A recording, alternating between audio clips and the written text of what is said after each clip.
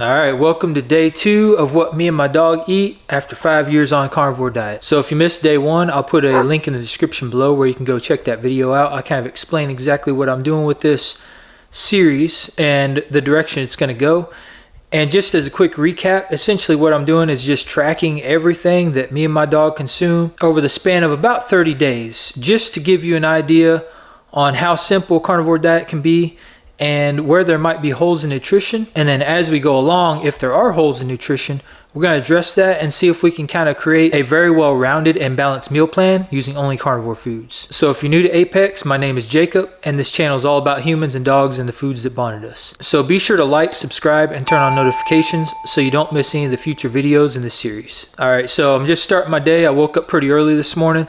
I'm getting me a quick workout in. It's going to be a lower day, so mostly legs and core exercises. I usually focus on compound movement, so I'm going to do several compound movements for my lower body. I've got 32 ounces of well water from an aquifer. So I'm going to get this workout in, and then I'm going to make my first meal of the day. Expect it to be pretty basic, just like yesterday. Nutrition does not have to be complicated.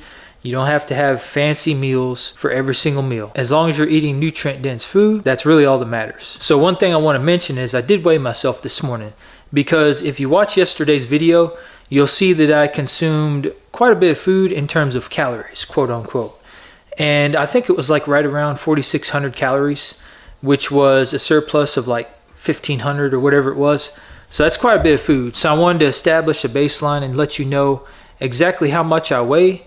And over this 30 days, you're going to see that I eat pretty consistently around that same range. And I just want to kind of document whether or not I'm losing or gaining weight by eating that much food. So when I weighed myself this morning, I was right at 170, which is actually quite a bit leaner than I thought I was, because I don't weigh myself very often. But I usually hover right between 170 and 180. My body has pretty much just regulated over the last 5 years eating carnivore. And that's pretty much where I stay, no matter how much I eat. So we'll keep track of that, and we'll see if that changes over these 30 days.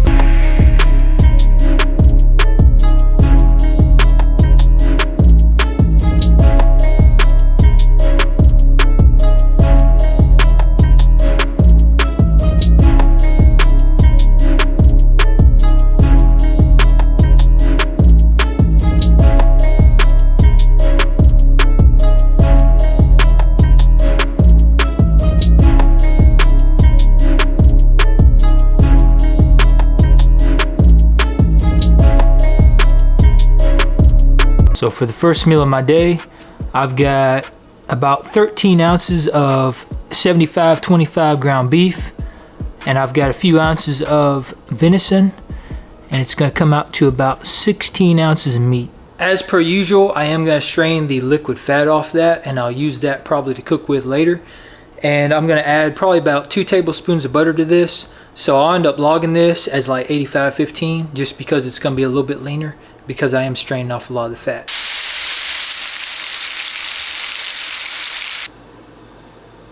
All right, meal 1 in the books. So 13 ounces ground beef, a little bit of venison. I got 2.5 tablespoons of butter. I got this ground beef for $2.99 a pound. I got a little under a pint of homemade bone broth, mostly chicken and beef.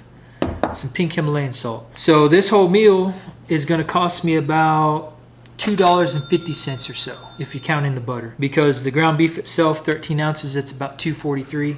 Venison's free, the butter is a couple cents, and then the bone broth's free, maybe a penny of salt.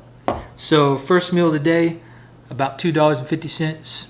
Pretty affordable if you ask me. But that was a pretty intense training session this morning, so I'm going to dig in and I'm going to eat this food. Now, I only feed my dog once a day, but full disclosure, and I promised you I would be fully transparent about what we consume.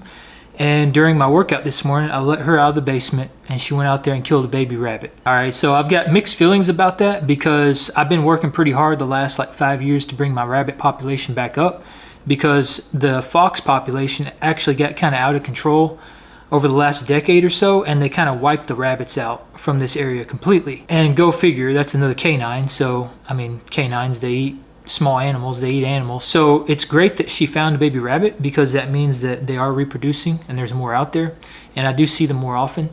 But It's kind of bad that she consumed one of my rabbits because, again, I'm trying to build the population back up. But I 100% do not discourage the fact that she found a rabbit and consumed it. And she did consume the entire rabbit. There was nothing left behind. And the reason I don't discourage this kind of behavior is because she's a dog. She's a canine. She is a descendant of a wolf. And that is exactly what wolves, that is exactly what wild canines would be doing.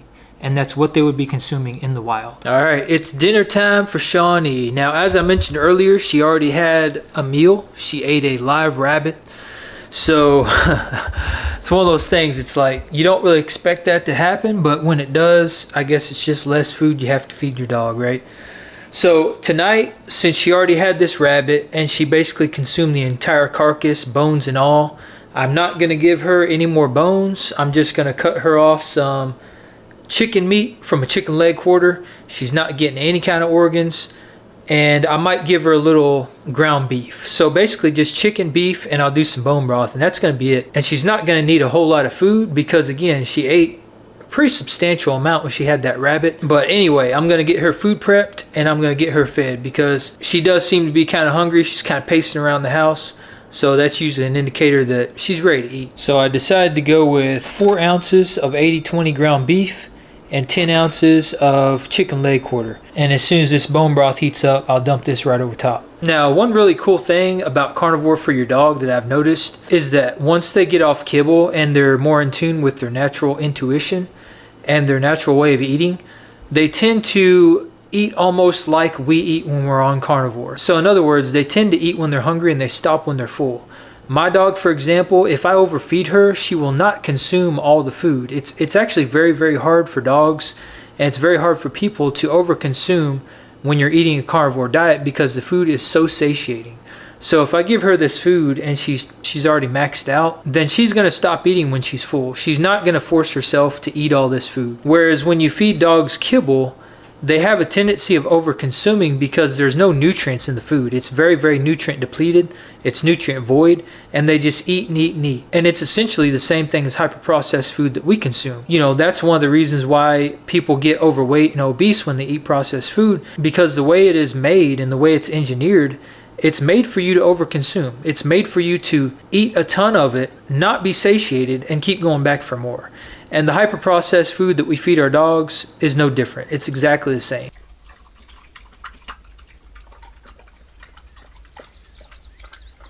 The dog's fed, and now it's my turn. I'm switching it up a little bit tonight because the leg workout I did earlier was pretty taxing, and I can tell my legs are going to be pretty sore tomorrow. I've been kind of limping around here today, so yeah, it was a good one. But with that said, I want to make sure that my meal is as nutrient dense as possible tonight. So as always, my second meal is always where I load up on the fat. So I am going to include quite a bit of fat with my meal and not very much muscle tissue, but I'm going to add in some organs this time. So I'm doing some venison heart, deer heart, and I'm doing some chicken liver. And then I have a little bit of venison neck left over that I didn't cook last night. So I'm going to finish that off as well. And then I think I also have some cheese and stuff that I'm still trying to get through. So I'm going to eat some of that cheese. Going to include my butter. I'm going to do my pink salt as usual, and that's probably going to be about it. But let me get this weighed out and let's see what we're working with here. All right, I got some deer heart here still frozen, and it looks like we're sitting right at about 6 ounces. Just a small amount of chicken liver, right at 2 ounces of that. My all-time favorite, beef fat trimmings, and we're right at 5 ounces. And the leftover venison neck, we got right at 6 ounces. Now, one important distinction I do want to make is that I don't normally weigh my food out like this. I'm just doing this for these videos so that you can see what I'm eating in a day, and that way I can track it. But this is literally just me going in the fridge and going in the freezer and just grabbing out whatever sounds good. I'm not weighing stuff out. I just kind of like go with my intuition. I just eyeball it. Like I grabbed all this stuff out of here, and I grabbed it out in the quantities that I have, just literally using like basic gut instinct. I just grabbed it. So on a typical day of eating, I just want to throw that out there, that I'm not weighing this stuff out. I'm not measuring my food and thinking, okay, I need to get this amount of this or this amount of that. I'm just grabbing whatever sounds good. And I think that's really important, and it comes down to getting in tune with your intuition, because after doing this for so long, I can basically listen to my body and it tells me exactly what I want, and I'll gravitate towards certain foods. I'm going to run the same gambit tonight. I've got this beef fat that I strained off my burger, And I'm gonna throw that right in the pan. I'm gonna cook my food straight on top of that. And the amount I'm putting in here, I think, is about 2 tablespoons. So I'm throwing my fat in first. I'm gonna let this render down for a minute. And then once it's rendered down, I'll end up cooking my heart directly in the fat along with my venison and my liver. I'm not worried about thawing it out first because I like my meat to be pretty rare on the inside.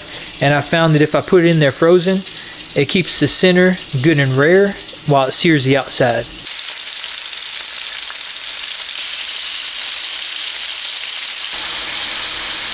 All right, so everything's done. I'm ready to grub out. I've got my 5 ounces of beef fat trimmings. I got these for $3.29 a pound. All right, so that came out to be, let me look at this here, $1.03 for the 5 ounces here. I've got some butter here. I've got a half a stick of butter. I got a 4-pack for $5. So this came out to be 67 cents for that. Or no, excuse me, 63 cents. This is homemade cream cheese. Again, I'm trying to get off dairy, so I'm trying to eat all this stuff up. I'm going to try and get through all this. I don't know if I can or not, but essentially this was free because it was homemade. Some pink salt, like a penny.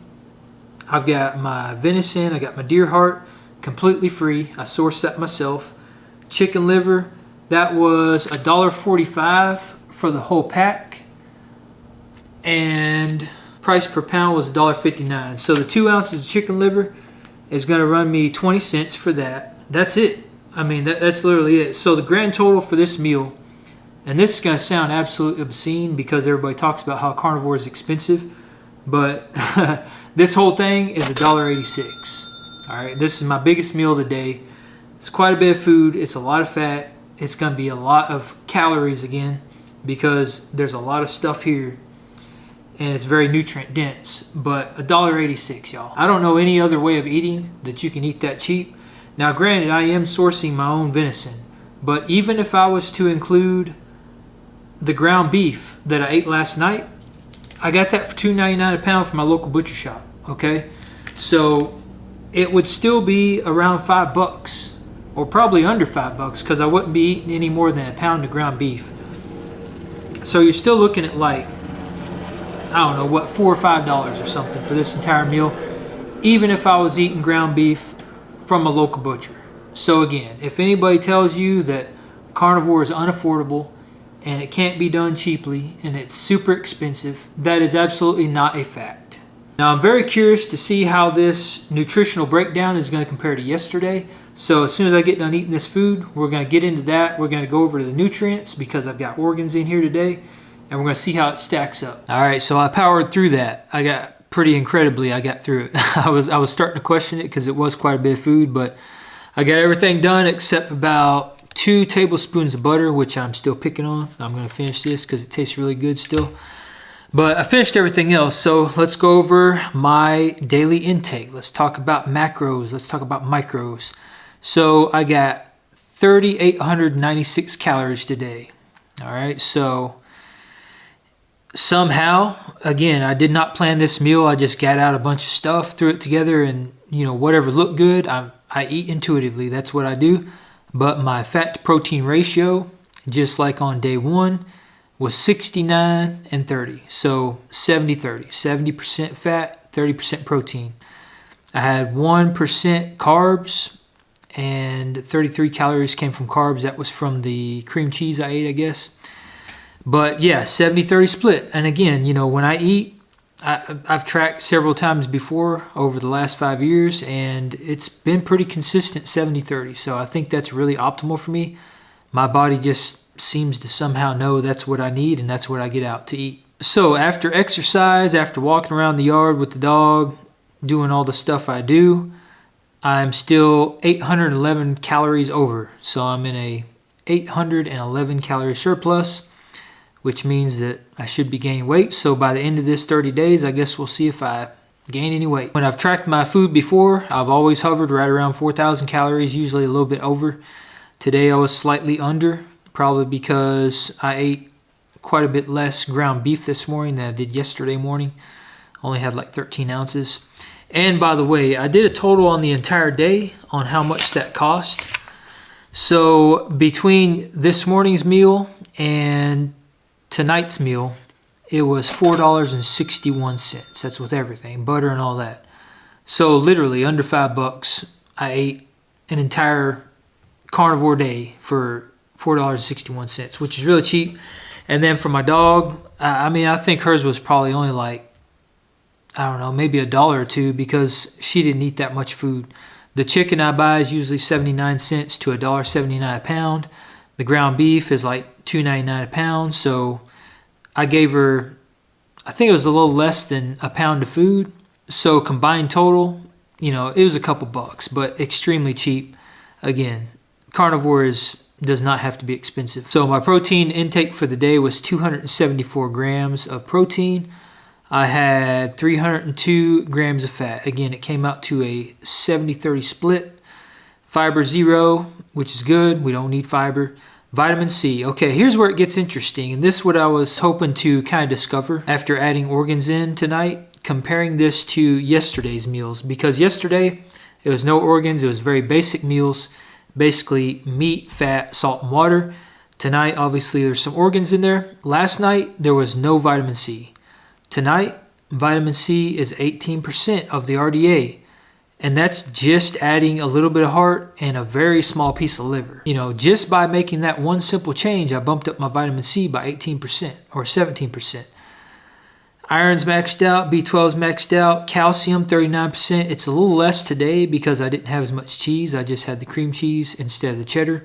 That's probably why that's not as high.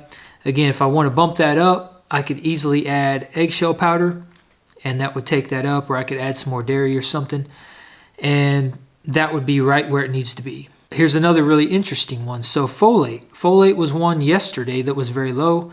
Today, 94% of RDA, just by making that one simple change. Vitamin A, that's another one that was low yesterday.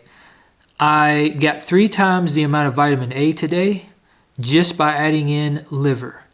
And that's where most of that came from. Potassium's good. Just like yesterday, all my B vitamins are maxed out, except for B1. It's still slightly low, 85%. I'm still totally fine with that. That's not a problem. Again, if I wanted to get in more nutritional sources of vitamin D, I could add in things like fatty fish. I could add in fish oils, dairy, eggs, anything like that. That would bump that up. But I'm out in the sun every single day. I get plenty of vitamin D, so I'm not concerned with that. Vitamin E saw a pretty decent change since yesterday, so I'm at 35% vitamin E again. That's not too bad considering the small changes I made. And again, if I want to bump that up even further, I could add in things like seafood. I could add in fatty fish, trout, salmon, chicken, pork. All that is pretty high in vitamin E, and that would make that bump up quite a bit. Still pretty low on vitamin K at 19% of my RDA. So if I wanted to bump that up some more, I could add in some cheese, liver, eggs, butter, some poultry, and that should make that climb up quite a bit. I'm not too concerned with that because I think some simple changes and that one would probably come up pretty easily as well. Copper and iron, I'm maxed out on those. Magnesium is low at 58%. Again, nutritional sources of magnesium are not optimal, and you absorb magnesium the best through the skin. So by me doing magnesium therapy in the morning, I'm totally squared away on that. I'm not concerned with that one. Manganese is low again at 19%. If I want to bump that one up, I could just add in some seafood like oysters, mussels, things like that. That'll bump that one up quite a bit, so I'm not too concerned there. Phosphorus, potassium, selenium, sodium, good there. I do eat quite a bit of salt, not as much as I used to on the first couple years of carnivore, but I do like salting my food. And salt is very, very important for human health. It's very important to the health of most animals. Animals will travel for miles to find salt. So I do include that in my diet, and it has helped me out tremendously over the years. Zinc is maxed out, 3 times my RDA. Okay, similarly to yesterday, omega-3 is pretty high. I'm at 127% my RDA, while omega-6 is at 43%. That's fantastic. Omega-3 is anti-inflammatory. Omega-6 is more inflammatory, so I love that ratio. Saturated fat is really high. Trans fat is high. I'm good there. Saturated fat is essential for human health as well as cholesterol, so no issues there. And then going on down the list, the proteins and essential amino acids are all maxed out, just like yesterday. So I'm totally happy with that. So overall, I mean, making these simple changes, just adding a couple organs in my diet. And again, I had not planned on doing this. I actually was just kind of eating intuitively and it sounded good. I got some heart out. I'm like, that sounds good. I saw the chicken liver in there, sounded good, and I decided to eat it. And because I go lean on my first meal, my second meal usually ends up being high fat just because that's what I'm craving. And again, it's really hard to overeat on carnivore, so it's not like I'm stuffing myself with this food. Even though I'm consuming like 4,000 calories, I am satiated, but I'm not like overly stuffed. I don't feel miserable.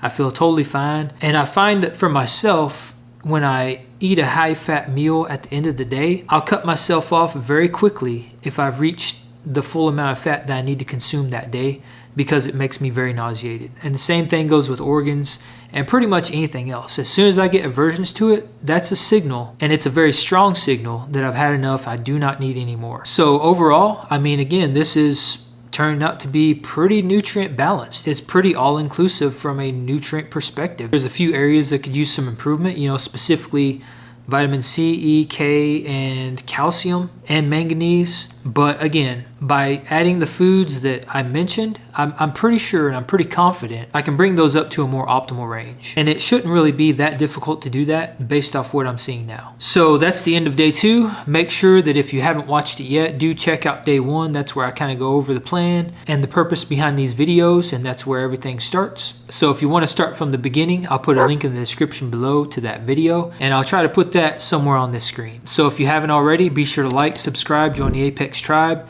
and turn on notifications so you don't miss any future videos in this series. And I'll see you on day 3. All right, peace out.